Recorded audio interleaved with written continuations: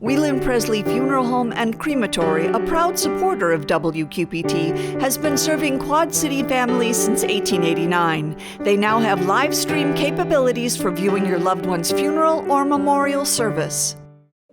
At IHM VCU, we've always been here for you. You are and always will be our top priority. We care about your financial and physical health, and we are here. IHM VCU is a proud supporter of WQPT.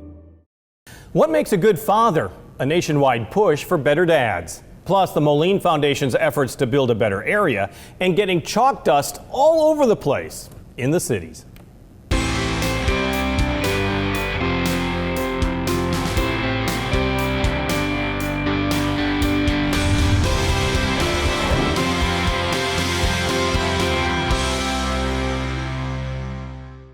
We just celebrated Father's Day last weekend, but we're seeing so many homes that don't have a dad as an influence in their own child's life.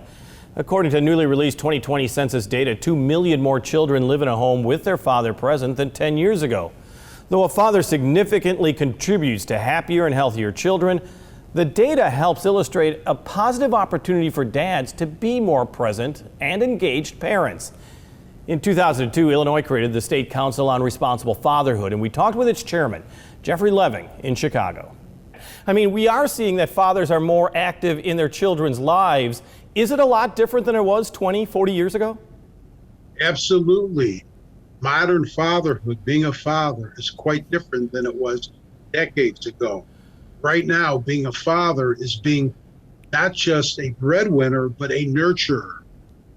Being somebody who really cares and loves their children. Decades ago, fathers stereotypically were supposed to work 40, 50, 60, 70, 80 hours a week and have little or no contact with their own family. Their only role was being a breadwinner and a payer of support.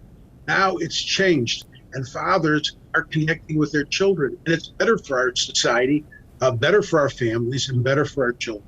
Well, and as you know, I mean, every man is different. Connecting with a child is done differently with every single father. And I would think that your organization wants fathers to connect positively, because I know there's one thing that you say, like in a ball game, it's good enough to show up. And that's not necessarily true when it comes to fatherhood. Exactly.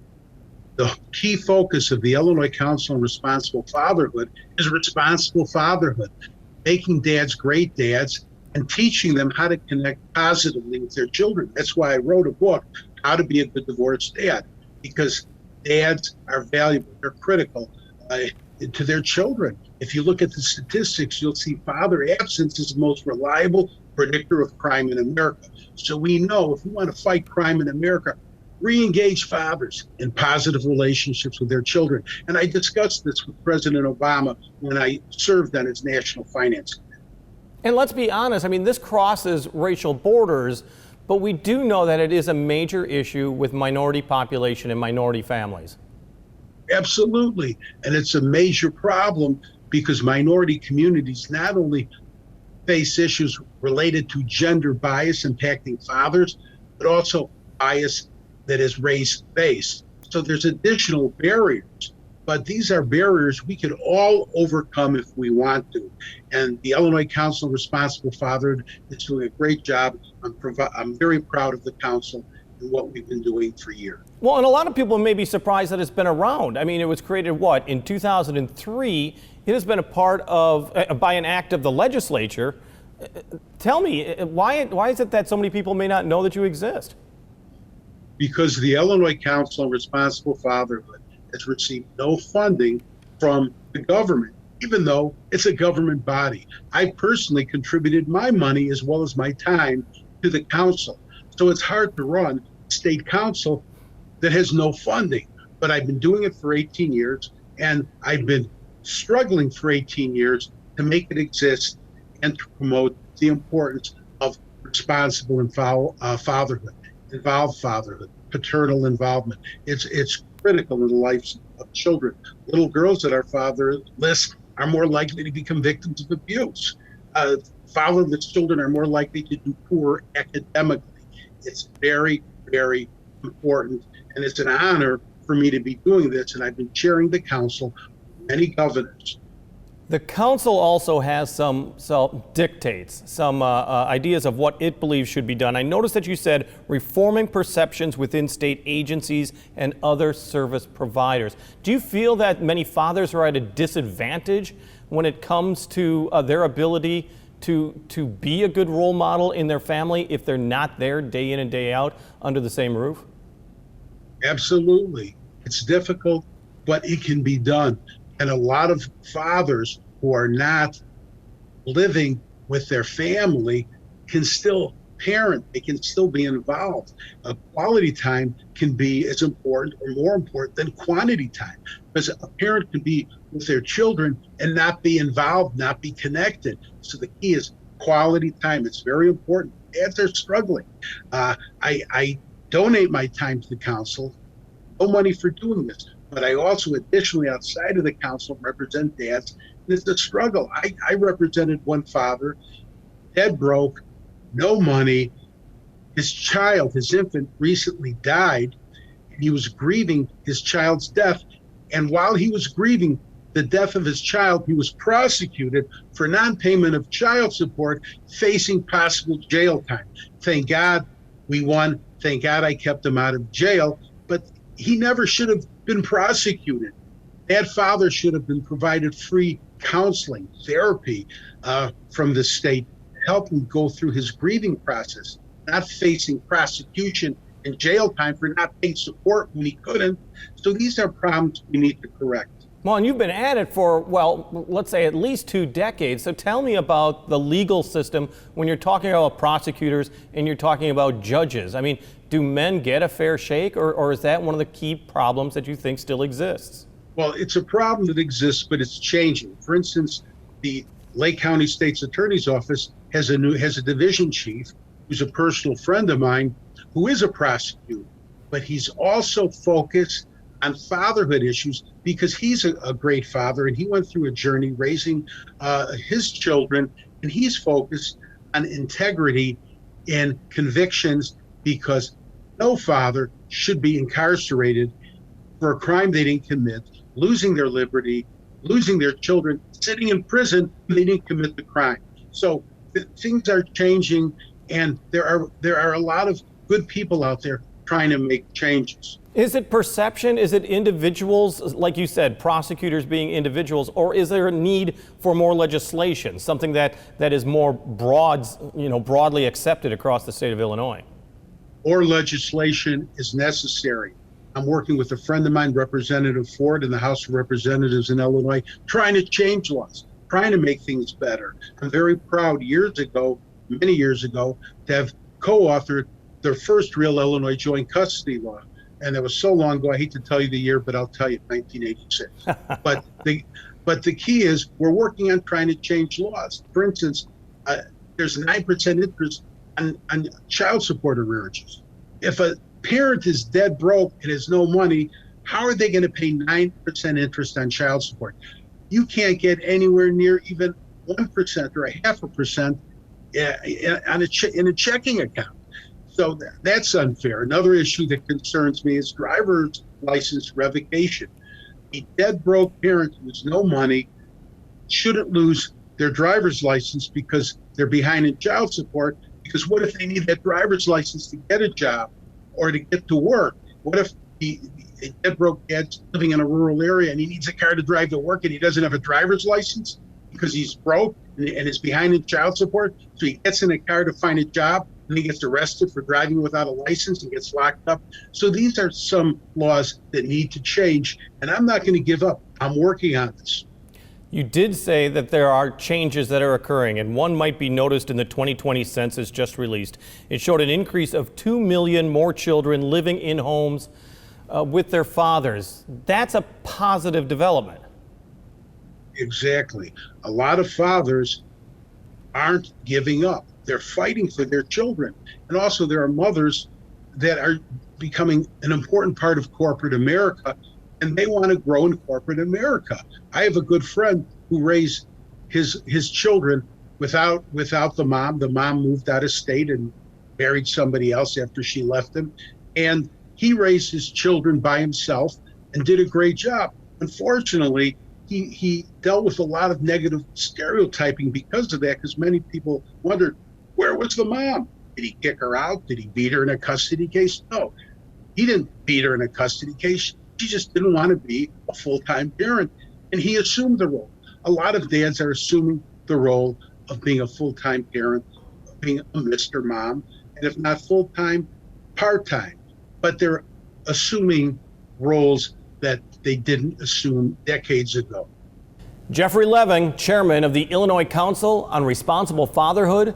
This month, the federal agency with a similar mission released an ad aimed at building better dads under the hashtag Dadication. Here's one man's message from the National Responsible Fatherhood Clearinghouse. You see certain things get reincarnated in your children. My daughter is very much inspired by my wife's artistic pursuits. So my daughter started making necklaces. She makes what we call affirmation fashion. I tell her every day that your black is beautiful. Your black is beautiful. Your black is beautiful. And if there's anything better than being beautiful, it's being smart. And if there's anything better than being smart, it's being kind. And reaffirming that every day is our method of making sure her chin never drops. My dad wasn't around, and I remember riding a bike and falling off and cutting myself, and me never just wanted to get back on it. People ask, how your children learn how to ride a bike, and you didn't.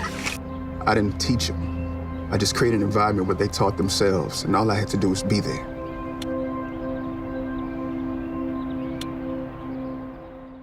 A message from the National Responsible Fatherhood Clearinghouse and the Ad Council. We're now officially in summer, and with the 4th of July coming up and pandemic fears greatly reduced, Laura Adams has some cool ideas for you, your family, and your friends if you want to go out and about.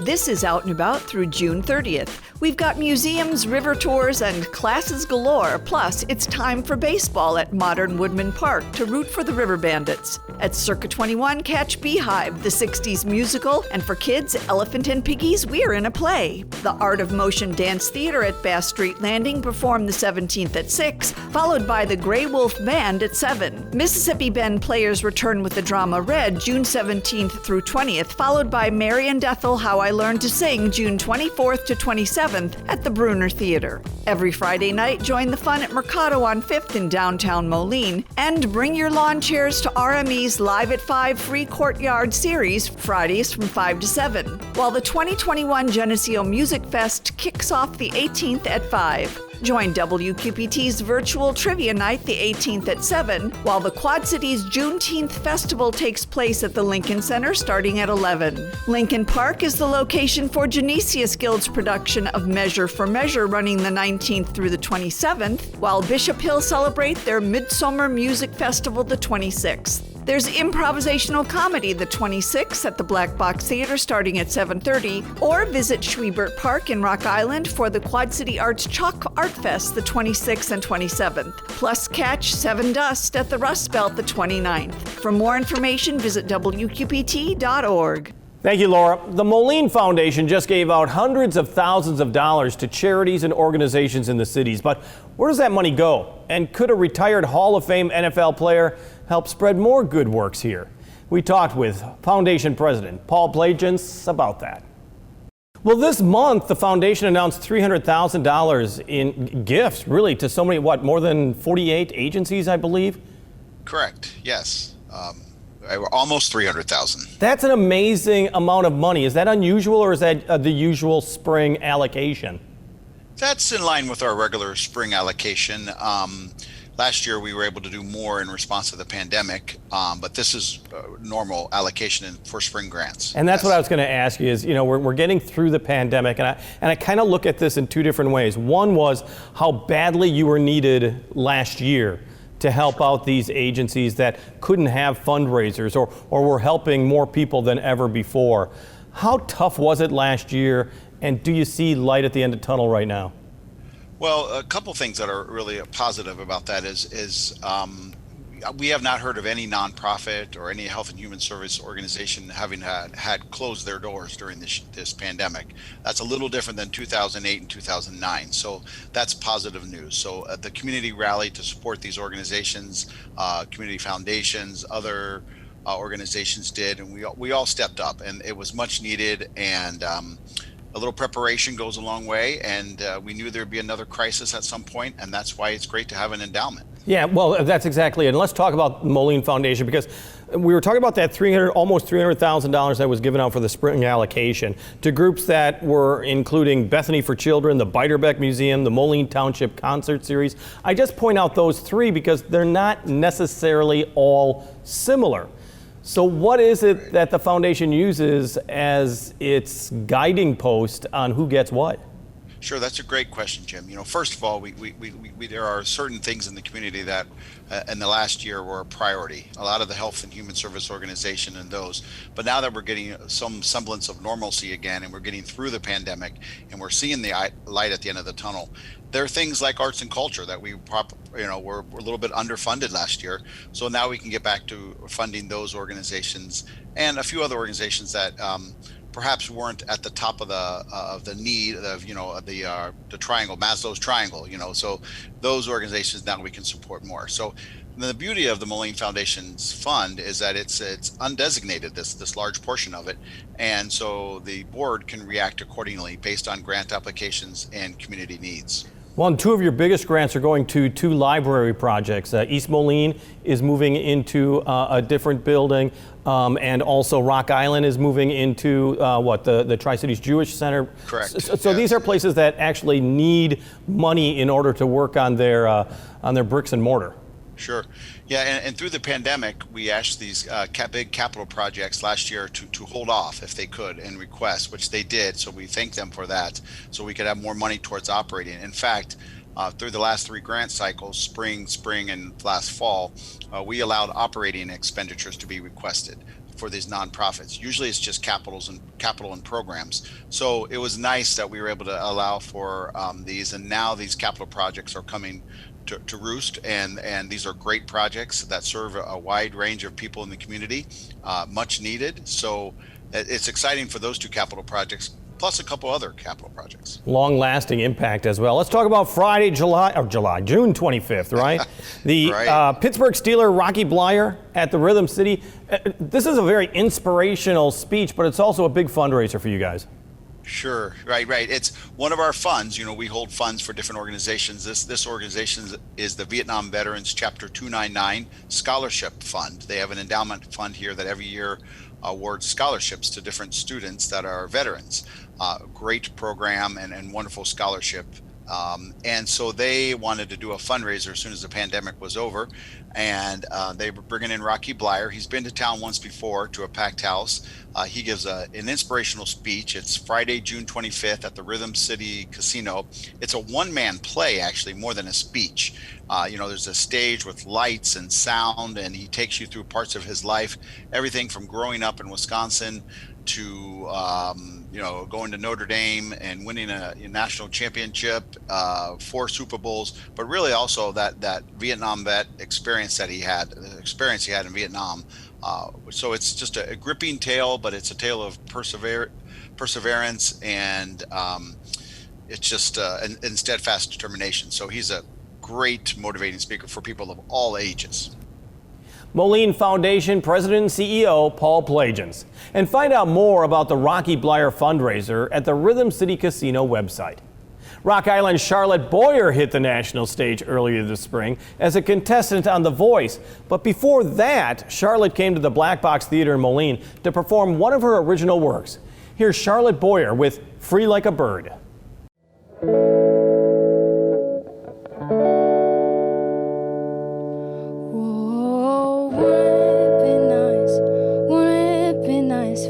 Fly, because I'd be the bravest bird in the sky.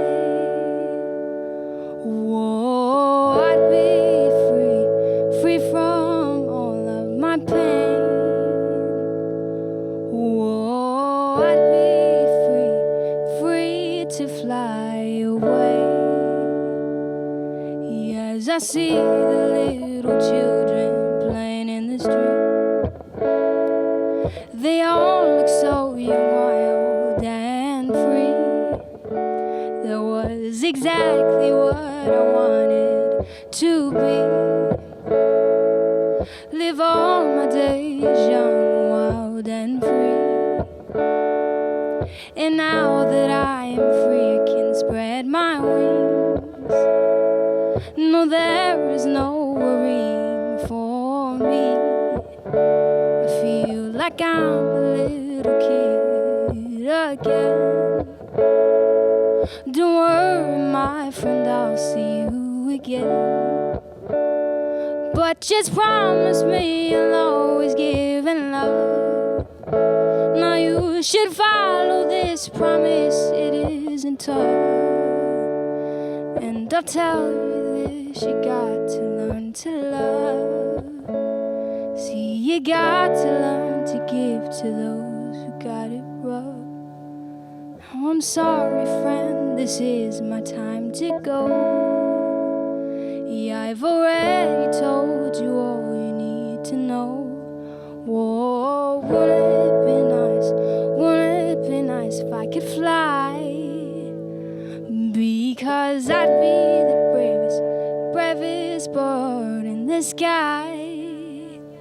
Whoa, I'd be free from all of my pain. Whoa, I'd be free to fly away.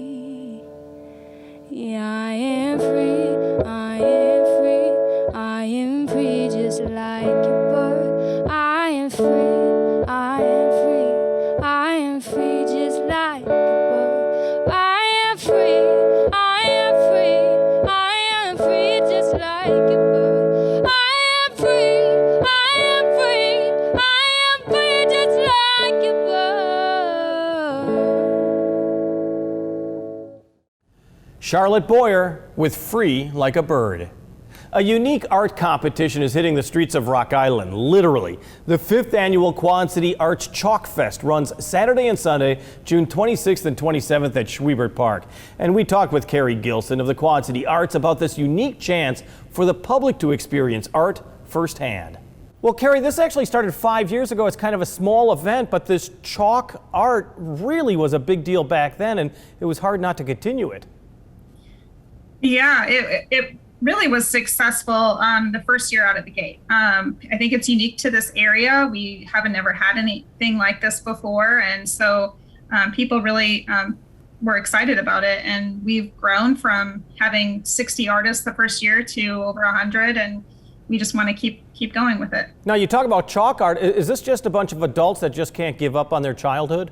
Do you know what I mean? You would think it's I think it's like that. Yeah. It's certainly a unique art form.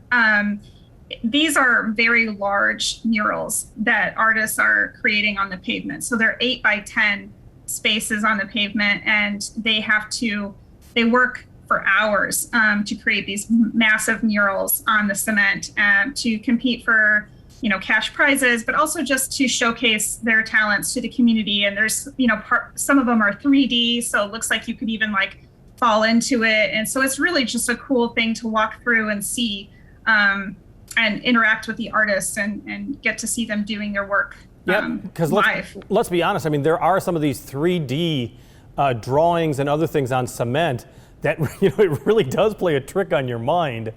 Is that? Yeah, and it's fun to take photos with them because it does look like you could fall in or get eaten by a shark or things like that. So it's a really cool thing to see. The problem with it though is that it's chalk art, and all you need is a good rainfall, and it's gone. The permanence, there's no permanence, is what I'm saying. Right. Yeah, that's the cool thing about it is that it is temporary, and you kind of have to see it while it's going on. But yes, the weather certainly is a factor. We are praying for no rain, but the chalk is very pigmented. So even with a little bit of rain, it's going to stay on the sidewalk for a while. And so we've had, seen some of these events where it will rain a little and they will just go inside, or they'll go under a tent and then they'll come back to the work when the rain lets up. So even if it's not a total washout, it still could happen. It still could go on. Yeah, and Carrie, tell me, I mean, we've got some professionals that are really good at this, but that's not what this festival is all about. It also gives, like, anybody who can use a little chalk a chance to express themselves. Yeah, that's what we want it to be. We don't want it to just be a cutthroat competition. We want it to be an experience where any artist can come out and, just express themselves. And so we have not only an adult category, we have a youth category that's open to kids aged 12 to 17, and they can actually win prizes, but also win art supplies for their school. So kind of a representation of that. And then we also have just a kids-free chalk zone where, little kids can even get in on the action and just create some art of their own. And then we have a community piece. So each year we do a different image that we grid out, and people can just get a box of chalk for a $5 donation, and they can fill in a 2x2 square of a larger image. So it just creates this whole community togetherness. So it's really cool. And let's be honest, I mean, when you think of Quad City Arts, you think of getting out in the community. I mean, you do so much that doesn't necessarily involve an art gallery that somebody may not go to on any given day. I mean, you really do want to get the public involved in a very public space. Yeah, that's kind of the way Quad City Arts is structured. We go into about 200 different spaces every year through our visiting artist series, through community events, Festival of Trees. We have numerous programs, Metro Arts. So we really aren't kind of structured in a way where people are coming to our facility, kind of like the Figge or the Putnam. We actually are going out into the community. And so people don't necessarily always see like that it's us doing it, but we're out there all the time. Oh yeah, absolutely. And this Chalk Art Fest is a true festival. It's not just people getting your hands dirty with chalk dust. I mean, you've got vendors there. You're going to have events as well. Oh yeah, we have a full lineup of bands. So this event is free to the public to attend. So we have a full lineup of bands both days that will be playing throughout the event. We have face painting for kids. We have this kaleidoscope bus. We have tons of food vendors. So yeah, we encourage people to bring their lawn chairs and just come out and enjoy the event for the entire day. Like they don't have to just come and see the art and leave. They can actually just relax and enjoy the day. Carrie Gilson of Quad City Arts. Chalk Fest starts at 10 in the morning, both Saturday and Sunday, June 26th and 27th. On the air, on the radio, on the web, on your mobile device, and streaming on your computer. Thanks for taking some time to join us as we talk about the issues on the cities.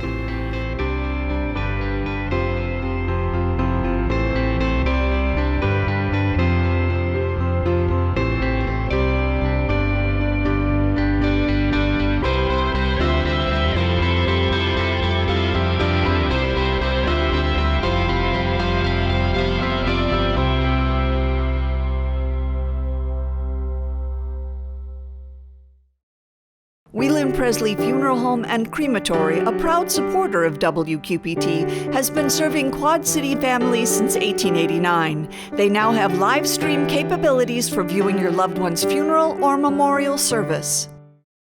At IHM VCU, we've always been here for you. You are and always will be our top priority. We care about your financial and physical health, and we are here. IHM VCU is a proud supporter of WQPT.